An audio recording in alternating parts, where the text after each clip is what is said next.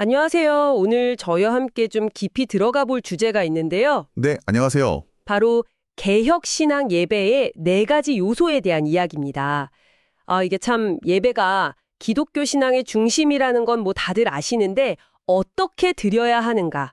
여기에 대한 고민, 특히 개혁신앙 전통에서는 어떻게 답을 찾아왔는지 그 과정이 담긴 글입니다. 네, 맞습니다. 성경을 기준으로 삼아서 예배 요소를 정립하려고 굉장히 노력했던 흔적들이죠. 이 자료를 보니까요. 사도행전 2장 42절에서 출발해서 그 초기 교회 예배 모습부터 시작해서요. 역사적으로 쭉 거슬러 올라가면서 개혁교회들이 어떻게 네 가지 핵심 요소, 그러니까 말씀, 성례, 기도, 찬송, 이걸 확립했는지를 따라가더라고요. 네, 그러면서 예배 규정적 원리라는 RPW라고 하죠. 어쩌면 좀 생소하실 수도 있는 원칙도 나오고 또 요즘은 잘 이야기 안 하는 것 같은 시편 찬송의 중요성, 이것도 꽤 강조하고 있어요. 네, 그래서 이번에 저희가 함께 이걸 살펴보면서 여러분께서 이 자료가 말하는 개혁신앙의 예배관, 그 핵심 논리가 뭔지 좀 명확하게 파악하실 수 있도록 돕는 데 초점을 맞추면 좋겠습니다. 그냥 네 가지 요소는 이거다, 이렇게 목록만 아는 게 아니고요. 그렇죠. 목록만 아는 건 좀 그렇죠. 네, 왜 이게 중요하고 성경적으로 역사적으로 어떤 근거가 있는지, 그리고 때로는 이게 어떻게 발전하고 또 어떻게 보면 좀 변질되기도 했는지 그 흐름을 한번 같이 따라가 보는 거죠. 특히 예배는 하나님과의 실시간 소통이다. 이 관점. 이게 어떻게 모든 요소에 녹아 있는지 주목해 보시면 아주 흥미로울 겁니다. 좋습니다. 실시간 소통. 기대되네요. 그럼 가장 근본적인 질문부터 시작해보죠. 이 자료는 왜 하나님을 예배하는 방식이 정해져 있어야 한다고 이렇게 강조하는 걸까요? 그냥 뭐 마음 가는 대로 혹은 좀 감동적으로 하면 안 되는 건가? 이런 생각도 들 수 있잖아요. 네, 그렇죠. 자료에서는 인간이 그 방법을 스스로 알기 어렵고 오히려 잘못된 길로 가기 쉽다. 뭐 이렇게 보면서 10계명, 첫 2계명을 딱 언급하더라고요. 바로 그 지점에서 이제 예배 규정적 원리, 그 RPW라는 개념이 아주 중요하게 등장합니다. 이게 뭐냐면요. 쉽게 말해서 공적인 예배는 우리가 그냥 이게 좋다고 생각하거나 와, 새롭다. 이렇게 느끼는 방식으로 만드는 게 아니라는 거예요. 그럼 어떻게 해야 하나요? 오직 성경이 명확하게 명령했거나 아니면 초대 교회가 보여준 모범에 근거한 요소들로만 드려야 한다. 이런 원칙입니다. 그러니까 하나님께서 성경을 통해서 나에게 나올 때는 이렇게 해라 하고 알려주신 그 길을 따라야 한다는 거죠. 와, 인간의 어떤 창의성이나 뭐 감동 이런 게 기준이 되면 안 된다는 어찌 보면 굉장히 엄격한 입장이네요. 그렇죠. 상당히 엄격하죠. RPW의 핵심은 결국 예배의 주권이 하나님께 있다. 이걸 인정하는 데서 출발하는 겁니다. 우리 마음대로 정하는 게 아니라는 거죠. 네. 그리고 여기에 더해서 자료가 또 강조하는 게 예배를 그냥 정해진 순서 따라 하는 어떤 의식, 이게 아니라 살아계신 하나님과 그야말로 실시간 소통하는 걸로 봐야 한다는 겁니다. 실시간 소통. 네, 이 두 가지, 그러니까 성경에 근거한 방식, RPW, 그리고 살아있는 소통이라는 관점, 이 두 개의 기둥이 개혁신앙 예배를 이해하는 데 아주 중요하다고 할 수 있습니다. 알겠습니다. 하나님이 정하신 방식 그리고 살아있는 소통. 자, 그렇다면 성경에서 그 원형을 좀 찾아봐야 할 텐데요. 자료는 사도행전 2장 42절을 아주 중요하게 보더라고요. 그들이 사도의 가르침을 받아 서로 교제하고 떡을 떼며 오로지 기도하기를 힘쓰니라. 여기서 구체적으로 어떤 요소들을 딱 짚어낼 수 있을까요? 네, 거기서 사도의 가르침은 뭐 당연히 말씀, 선포와 교육을 의미하겠죠. 네, 그렇죠. 그리고 기도, 이것도 명확하고요. 그런데 이제 서로 교제하고 떡을 땜, 이 부분이 해석의 핵심이 될 수 있습니다. 자료는 이 두 가지가 그냥 별개의 활동이 아니라 사실상 성찬, 즉 성례라는 하나의 예식을 가리키는 거라고 분석을 해요. 교제가 성찬이랑 연결된다고요? 그냥 친목 모임 같은 게 아니고요? 네, 단순한 식사교제, 친목도 이게 아니라 그리스도의 몸과 피를 기념하는 그 떡과 잔을 함께 나누면서 우리가 그리스도 안에서 한 식구다, 같은 신앙 공동체다, 이걸 확인하고 교제하는 행위였다는 거죠. 특히 그 당시에는 박해도 있고 했으니까 이 성찬을 통해서 서로가 신자임을 확인하는 그런 중요한 의미도 있었을 겁니다. 그렇군요. 교제가 그냥 밥 먹고 이야기하는 게 아니라 성찬과 연결된 신앙 공동체의 확인이었다. 와, 이거 정말 흥미로운 해석인데요. 네네. 그러면 사도행전 2장 42절이 보여주는 초기 교회의 핵심 예배 요소는 명시적으로는 말씀, 가르침, 성찬, 떡댐과 교제, 기도 이렇게 세 가지로 요약해 볼 수 있겠네요. 네, 명시적으로 드러난 건 그 세 가지가 맞습니다. 하지만 여기에 당연히 찬송이 포함되었을 것이다. 이렇게 보는 게 합리적이라는 거죠. 아, 찬송도요? 거기엔 안 쓰여 있는데요? 네, 그렇죠. 하지만 신약의 다른 부분들, 예를 들면 에베소서 5장 19절이라든지 골로새서 3장 16절 같은 데 보면 초대교회 공동체가 모일 때 시와 찬미와 신령한 노래로 서로 화답하면서 하나님을 찬양했다는 기록이 분명히 나오거든요. 아, 맞아요. 그런 구절들이 있었죠. 네. 따라서 사도행전 2장 42절의 그림에다가 이 찬송을 더해서 초기 교회의 기본적인 예배 틀은 말씀, 성찬, 기도, 찬송 이 네 가지 요소로 구성되었다. 이렇게 보는 것이 이 자료의 입장입니다. 그렇군요. 말씀, 성찬, 기도, 찬송 이 네 가지가 성경적인 모델이라는 거군요. 알겠습니다.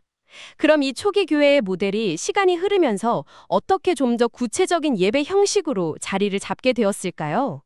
유대교 회당의 영향도 좀 있었다고 하던데요. 네, 맞습니다. 초기 신자들 대부분이 유대인이었으니까요. 회당 예배 형식, 그러니까 성경 읽고 설교하고 기도하는 이런 틀을 자연스럽게 가져왔을 가능성이 크죠. 하지만 결정적인 차이는 역시 성찬이었습니다. 회당에는 없는 기독교만의 아주 핵심적인 예식이었죠. 네. 그 이후의 기록들을 보면 이 틀이 계속 유지되면서 조금씩 더 형식을 갖춰가는 모습을 볼 수가 있어요. 예를 들어서 한 2세기 중반쯤 기록인 유스티누스 순교자의 제1변증서라는 글이 있는데요. 이걸 보면 정말 놀라울 정도로 오늘날의 개업화 예배 순서와 유사한 모습이 나타납니다. 2세기 중반이면 진짜 초기인데요? 와, 어떤 순서였길래요? 설교, 방금 읽은 말씀에 대해서 권면하는 거죠. 그리고 다 함께 드리는 공동 기도, 그 후에 평화의 인사, 거룩한 입맞춤이라고도 하고요. 그리고 성찬, 빵과 포도주를 축사하고 나누는 거죠.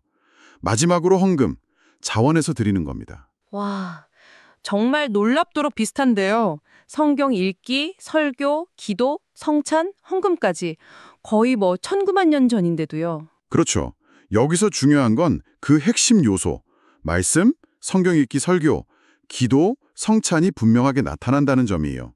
특히 성찬 예식을 비교적 좀 상세하게 설명하는데 아마 그게 회당 예배에는 없는 기독교 예배만의 중요한 특징이었기 때문일 거라고 추측할 수 있습니다. 네. 그럼 이 틀이 좀 이어진 건가요? 아니면 중간에 변화도 있었나요? 기본적인 틀은 계속 유지됐다고 볼 수 있는데요. 중세 카톨릭 시대를 거치면서는 성찬이 좀 지나치게 강조되고 미사 형식으로 변형되기도 했습니다. 그러다가 이제 16세기에 종교개혁가들이 오직 성경으로 이걸 외치면서 다시 초대교회의 예배 모델로 돌아가려고 노력을 했죠. 아, 종교개혁 때 다시 회복하려고 했군요. 네, 특히 칼뱅 같은 경우는 제네바에서 말씀 선포, 성례, 성찬과 세례, 공적 기도, 그리고 시편 찬송 이 네 가지를 예배의 핵심으로 아주 강조하면서 실천했습니다. 그리고 그 이후에 17세기 웨스트민스터 총회 1646년인데요. 여기서 만든 공예배 지침서가 이런 개혁 정신을 이어받아서 성경 읽기, 설교, 기도, 성례, 신앙 고백, 헌금, 축도 등등 오늘날 개혁파 교회의 표준적인 예배 순서를 더욱 구체화했다고 볼 수 있습니다. 와, 역사를 쭉 훑어보니까 핵심 요소들의 일관성이 상당히 뚜렷하네요. 자, 그럼 이제 네 가지 요소 중에서 마지막 찬송에 대해서 좀 더 깊이 들어가 봐야 할 것 같습니다.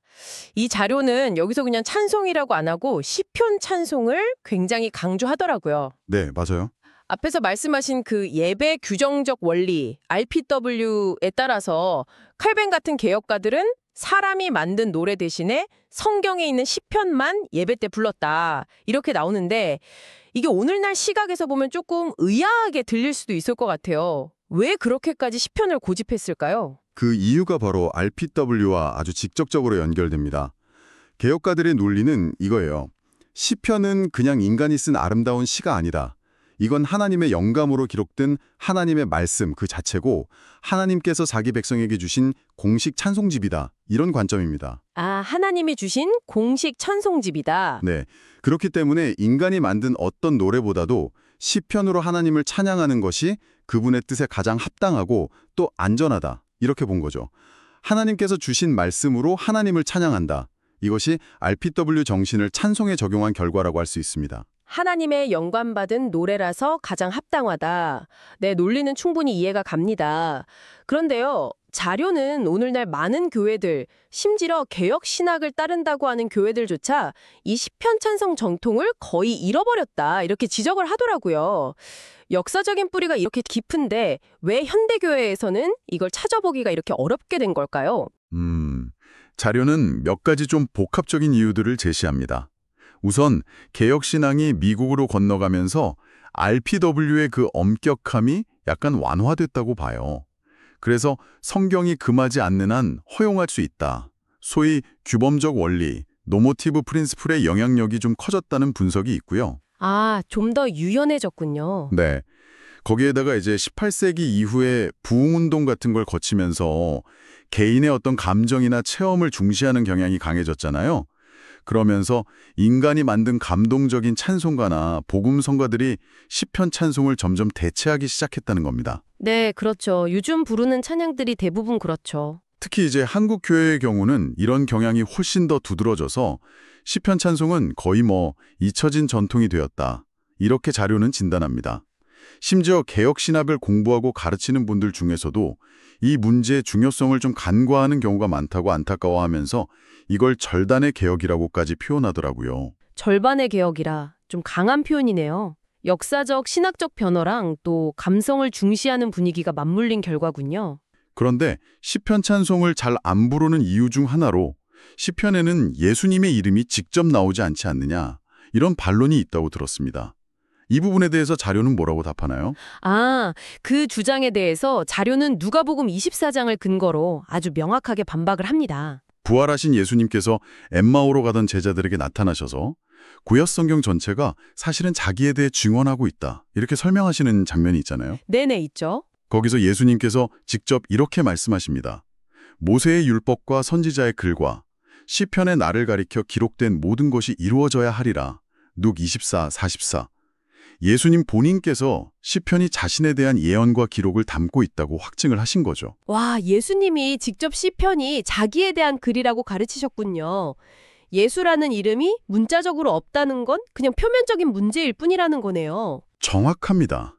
자료는 예수라는 이름이 문자 그대로 없다는 이유로 시편 찬송을 거부하는 건 성경 전체를 그리스도 중심으로 읽는 시각이 좀 부족하거나 혹은 초대교회부터 종교개혁가들 또 청교도들이 정말 생명처럼 지켰던 그 신앙의 유산을 너무 쉽게 외면하는 태도일 수 있다고 비판합니다. 네. 생각해보면 구약의 다른 책들도 마찬가지잖아요. 예수 이름 없다고 예배에서 빼지 않지 않습니까? 오히려 시편 전체에 그리스도의 고난과 영광 또 왕되심이 정말 풍성하게 예언되어 있다는 점을 강조합니다. 확실히 그 지적은 좀 곱씹어 볼 만합니다. 그렇다면 현대 찬송가나 CCM 같은 건 어떻게 봐야 할까요? 그것들이 주는 은혜나 감동도 분명히 있잖아요. 네, 물론 그렇죠. 자료도 현대 찬송이 주는 긍정적인 역할을 부정하지는 않습니다. 개인적인 신앙생활이나 소그룹 모임 같은 데서는 얼마든지 유익할 수 있겠죠. 하지만 공예배, 특히 하나님께서 정하신 방식으로 드려야 한다는 그 RPW의 관점에서 볼 때는 좀 신중해야 한다, 이런 입장입니다. 신중해야 한다. 왜죠? 인간이 만든 찬송의 가사는 아무래도 신학적으로 오류가 있을 수도 있고 때로는 좀 지나치게 감상적이거나 피상적일 수 있다는 그런 우려를 표하는 거죠. 반면에 시편은 어떻습니까? 하나님의 영감받은 말씀이기 때문에 신학적으로 안전하고 또 인간의 모든 감정, 탄식, 분노, 기쁨, 감사 이런 것들을 아주 깊이 있게 담아내면서도 궁극적으로는 하나님께 초점을 맞추도록 돕는다는 장점이 있다는 겁니다. 따라서 공예배 찬송으로는 시편이 가장 합당하고 안전한 선택이다. 이것이 자료의 핵심 주장이라고 할 수 있습니다. 로마서 12장 1절의 합당한 예배와도 연결되는 거죠. 알겠습니다. 자, 그럼 이제 전체 내용을 한번 종합해 보겠습니다. 개혁신앙 예배의 핵심은 말씀, 성찬, 기도, 찬송, 특히 시편 이렇게 4가지 요소인데 이 요소들을 그냥 단순히 나열하는 것, 그 이상의 의미가 있다고 아까 말씀하셨죠? 네, 여기서 정말 중요한 통찰이 나옵니다. 뭐냐면 이 4가지 요소가 그냥 따로따로 중요하게 존재하는 게 아니라는 거예요. 예배의 모든 부분이 사실상 말씀이라는 하나의 중심축에 다 연결되어 있고 그 말씀의 통제 아래에 있다는 것입니다. 아, 모든 부분이 말씀 중심이다. 네, 자료의 설명을 좀 빌리자면요. 성찬은 그냥 기념하는 행위가 아니라 예수님의 구속사역을 우리가 눈으로 보이는 말씀이라는 거예요. 기도는 그냥 내 소원 막 아뢰는 게 아니라 말씀에 약속된 하나님의 뜻이 이루어지기를 구하는 것이고요. 찬송 역시 그냥 내 감정 막 쏟아내는 게 아니라 말씀, 시편에 담긴 진리와 고백으로 노래하는 것이라는 거죠. 와, 그러니까 설교 시간만 말씀 시간이 아니라 성찬도, 기도도, 찬송도 전부 다 말씀과 깊이 연결된 행위다. 이런 말씀이시군요. 예배 전체의 말씀 중심이라는 의미네요. 바로 그겁니다. 그래서 우리가 흔히 말씀 중심 예배라고 할 때 그냥 설교 비중이 크다, 뭐 이런 의미로만 생각하기 쉬운데 개혁신앙에서 말하는 본래 의미는 그보다 훨씬 깊고 넓다는 거죠. 네, 예배의 시작, 그러니까 예배로의 부름부터 시작해서 마지막 축도까지 그 사이에 있는 성경 봉독, 신앙 고백, 기도, 찬송, 성찬, 헌금 등등 모든 순서 하나하나가 다 하나님의 말씀에 근거해서 구성되고 또 그 말씀의 권위 아래서 진행된다는 뜻입니다.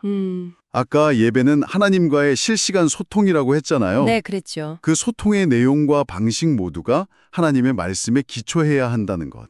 이게 바로 개혁신앙 예배관의 핵심이라고 할 수 있습니다. 그렇다면 우리가 예배에 참여하는 자세도 좀 달라져야겠네요. 그냥 순서를 수동적으로 따라가는 게 아니라 각 순서가 담고 있는 그 말씀의 의미를 생각하면서 좀 더 능동적으로 하나님과 소통하려고 하는 그런 자세가 필요하겠군요. 정확합니다. 설교 시간만 기다리는 게 아니고요. 예배 부름의 말씀부터 시작해서 우리가 죄를 고백하고 용서를 선포하는 말씀, 또 함께 기도하면서 말씀을 의지하고 시편으로 말씀을 노래하고 보이는 말씀인 성찬에 참여하고 감사함으로 말씀에 따라 헌신을 다짐하는 헌금, 그리고 마지막 축복의 말씀까지 정말 예배의 모든 순간순간이 하나님께서 말씀으로 우리에게 찾아오시고 우리는 또 말씀으로 그분께 반응하는 그런 역동적인 소통의 장이 되는 것이죠. 네. 여러분께서도 다음에 예배에 참여하실 때 그냥 앉아 계시지 마시고 이 순서는 지금 하나님의 어떤 말씀과 연결되지? 이렇게 한번 생각해 보시면 예배가 훨씬 더 깊고 풍성하게 다가올 거라고 확신합니다. 네, 오늘 저희는 개혁신앙 예배의 4가지 요소라는 자료를 통해서 성경에 근거한 예배 규정적 원리 RPW라는 조금은 독특할 수 있는 원칙 아래서 어떻게 말씀, 성례, 성찬, 기도, 찬송, 특히 시편이라는 4가지 핵심 요소가 개혁신앙 예배의 기둥으로 세워졌는지 그 배경과 논리를 한번 깊이 탐구해봤습니다. 네. 단순히 사요소를 아는 걸 넘어서 이 모든 것이 말씀이라는 하나의 중심 아래 통합되고 또 예배 전체가 하나님과의 살아있는 소통이라는 그 관점이 아주 인상적이었습니다. 특히 오늘날에는 잘 이야기되지 않는 그 시편 찬송의 역사와 신학적 의미는 다시 한번 좀 생각할 거리를 던져주는 것 같네요. 네, 맞습니다. 이 자료는 분명히 예배 규정적 원리라는 특정한 신학적인 렌즈를 통해서 예배를 조명하고 있죠.